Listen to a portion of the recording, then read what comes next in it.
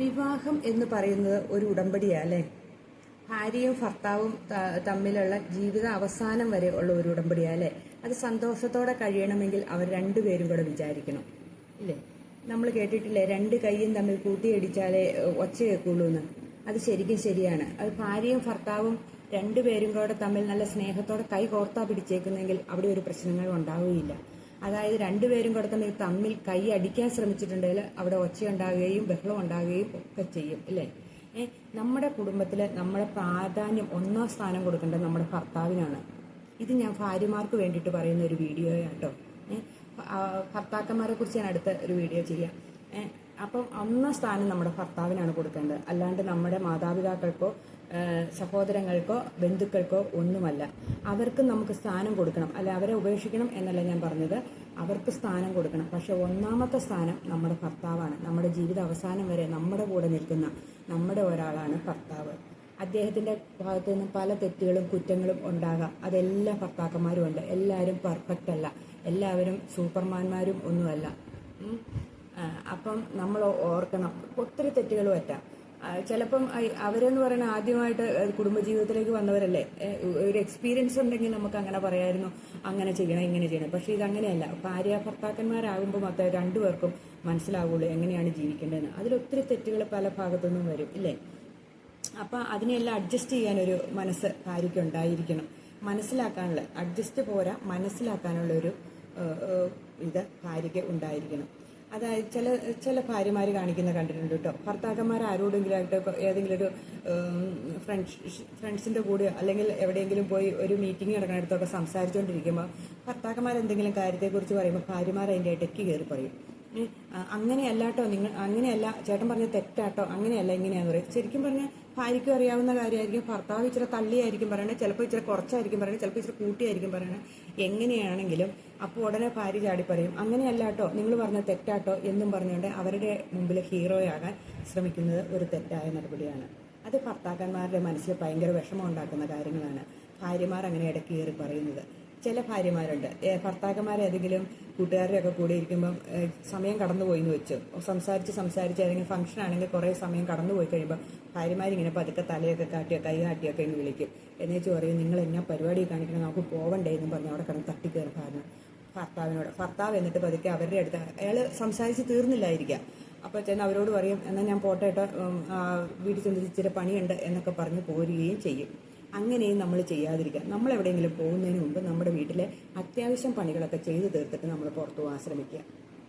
എന്നിട്ട് തിരിച്ചു വന്നുള്ള, ചിലപ്പം നാട്ടിൻ പുറത്തുള്ളവരാണെങ്കിൽ പശുവിനെ കറക്കേണ്ട കാണും, പുല്ല് വെട്ടേണ്ട കാര്യം, അങ്ങനെയൊക്കെ പണികൾ കാണും കേട്ടോ.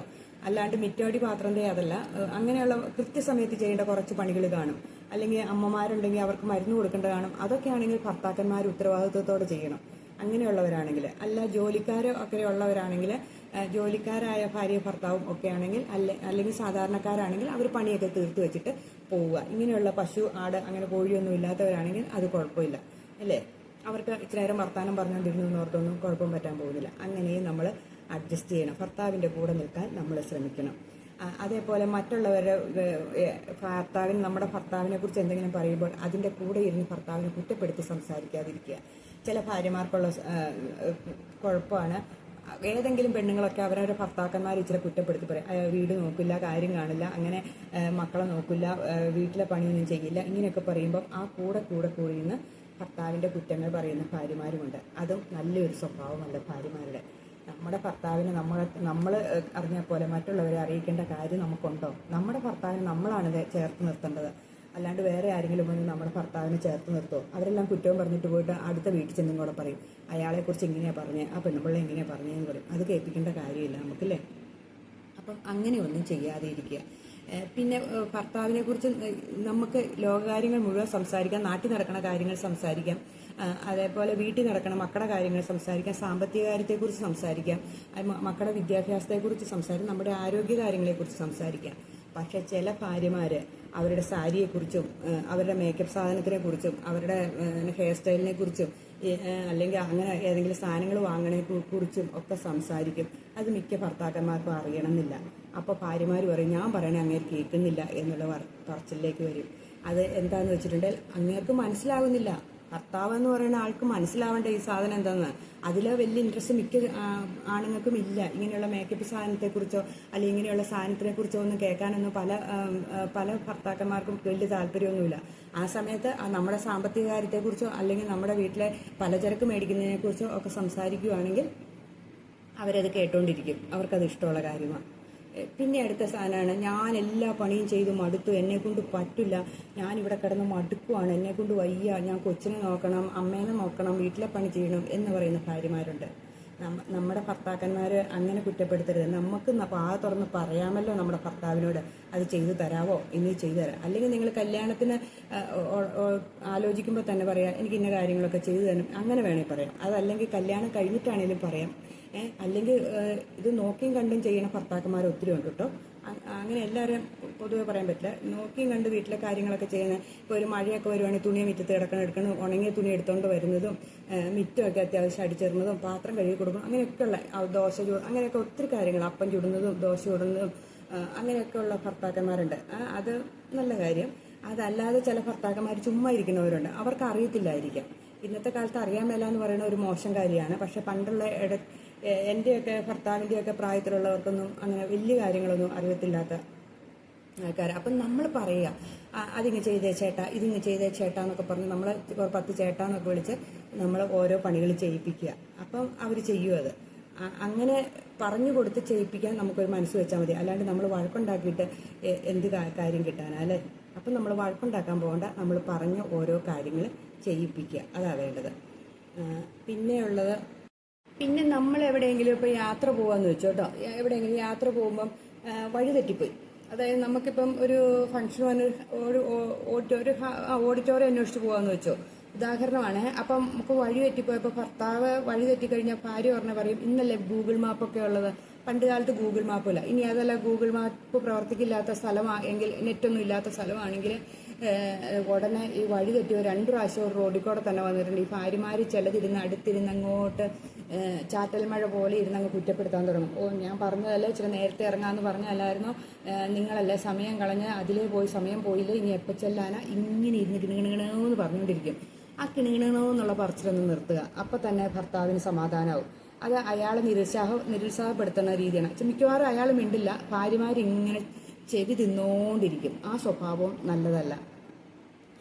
പിന്നെ ചില ഭാര്യമാരുണ്ട്, ഭർത്താക്കന്മാർ എന്തെങ്കിലും ഭക്ഷണം കഴിക്കുമ്പോഴത്തേന് ചാടിയിരുന്ന് പറയുന്നത്, അയ്യോ അത് കഴിക്കില്ലേട്ടോ, നിങ്ങൾക്ക് ഷുഗർ ഉള്ളതല്ലേ, നിങ്ങൾക്ക് അസുഖമുള്ളതല്ലേ, കൊളസ്ട്രോൾ അല്ലേ, പക്ഷെ നമുക്കുണ്ടെങ്കിൽ നമ്മളറിഞ്ഞാൽ പോലെ നാട്ടുകാർ മുഴുവൻ അറിയിക്കണം. അത് എല്ലാവരുടെയും കൈ വെച്ചാൽ കഴിക്കില്ലേ, അത് കഴിക്കില്ലേ എന്ന് പറഞ്ഞ് പുറകെ നിൽക്കണം. ആ സ്വഭാവം അത് നല്ല സ്വഭാവമല്ല. നമ്മളൊന്ന് വിചാരിക്കുക, നമ്മുടെ ഭർത്താക്കന്മാർ സൂപ്പർ ഹീറോയോ പ്രത്യേക പവറുള്ളവരോ ഒന്നും അല്ലാന്ന് നമ്മൾ വിചാരിക്കുക. നമ്മൾ സാധാരണക്കാരനായ ഭർത്താക്കന്മാരാന്ന് വിചാരിച്ചിട്ട് നമ്മൾ മുന്നോട്ട് പോവുക. അപ്പോൾ തെറ്റുകളും കുറ്റങ്ങളും ഒക്കെ ഉണ്ടാകുക സ്വാഭാവികമാണ്. അതിനെ നമ്മൾ അഡ്ജസ്റ്റ് ചെയ്ത്, അല്ലെങ്കിൽ അതിനെ നമ്മൾ അംഗീകരിക്കാൻ റെഡിയാകുക. അതിന് എന്തെങ്കിലും തെറ്റുപറ്റങ്ങളൊക്കെ വന്നെങ്കിൽ പരസ്പരം പറഞ്ഞ് തീർക്കുക. ഇതിൽ എൻ്റെ ഭർത്താവും പെടും, നിങ്ങൾ ഓരോരുത്തരുടെ ഭർത്താക്കന്മാരും പെടുന്നുണ്ടായിരിക്കും. എൻ്റെ ഭർത്താവിന് ഇങ്ങനെയൊക്കെ തന്നെയുള്ള സാധാ മനുഷ്യനാണ്. അപ്പം നമ്മളൊന്ന് ചിന്തിക്കുക, എല്ലാവരുടെയും ഭാഗത്ത് തെറ്റ്. അപ്പം നമ്മളതിനെ കണ്ടില്ല കേട്ടില്ല എന്ന് വെക്കുക. അവിടെയാണ് ആ ദാമ്പത്യ ജീവിതം ദൃഢമാകുന്നത്. അവിടെയാണ് സ്നേഹം നിലനിൽക്കുന്നത്. അല്ലാതെ തെറ്റുകളും കുറ്റങ്ങളും പറഞ്ഞ് എപ്പോഴും കുറ്റപ്പെടുത്തിക്കൊണ്ടിരുന്നാവുണ്ടല്ലോ, അവർക്കും ഒരു മടുപ്പാവും, പറയുന്ന നമ്മളോടൊരു വിലയില്ലാണ്ടാവുകയും ചെയ്തു. പിന്നെ എന്തെങ്കിലും പ്രശ്നങ്ങളൊക്കെ വരുമ്പോൾ, ഭാര്യ ഭർത്താക്കന്മാർ എന്തെങ്കിലും പ്രശ്നങ്ങളുണ്ടാകുമ്പോൾ ഒന്ന് സൈലൻ്റ് ആയിട്ടിരിക്കാൻ ശ്രമിക്കുന്നത് നല്ലതാണ്. കുറച്ച് നേരമൊക്കെ സൈലൻ്റ് ആയിട്ടിരിക്കുക. ആ പ്രശ്നത്തിനൊരു പരിഹാരമാകും. എപ്പോഴും ഇങ്ങനെ ഗിണഗിണഗിണമെന്ന് പറഞ്ഞുകൊണ്ടിരിക്കാണ്ടിരിക്കുക. നമ്മൾ സൈലൻ്റ് ആയിട്ടിരുന്ന് കേൾക്കുക. കുറച്ച് നേരം കേൾവിക്കാരായിക്കൊക്കെ ഒത്തിരി പ്രശ്നങ്ങൾക്ക് പരിഹാരമാകുകയും ചെയ്യും. ഇങ്ങനെയൊക്കെയാണ് ദൈവം കൂട്ടിച്ചേർത്ത് മനുഷ്യനായിട്ട് വേർപെടുത്താണ്ടിരിക്കുന്നതല്ലേ നല്ലത്, അല്ലേ? നമുക്ക് കിട്ടിയതിനെ നമ്മൾ തേച്ച് മിനുക്കി അതിനെ വജ്രം പോലെ തിളക്കാൻ ശ്രമിക്കുക. നമുക്ക് എന്തിനെ കിട്ടിയാലും, ഭാര്യയാണേലും ഭർത്താവിനെയാണേലും, അവരെ നല്ല തേച്ച് മിനുക്കി സ്നേഹത്തോടു കൂടി നമ്മൾ ഒരു വജ്രം പോലെ മിനുക്കിയെടുക്കുക. എന്നിട്ട് സന്തോഷത്തോടെ കഴിയുക. ഇതേ ഉള്ളൂ. വീട് എന്ന് പറഞ്ഞ ഒരു സ്വർഗ്ഗമല്ലേ, അല്ലേ? ഒന്ന് ചിന്തിച്ച് നോക്കി.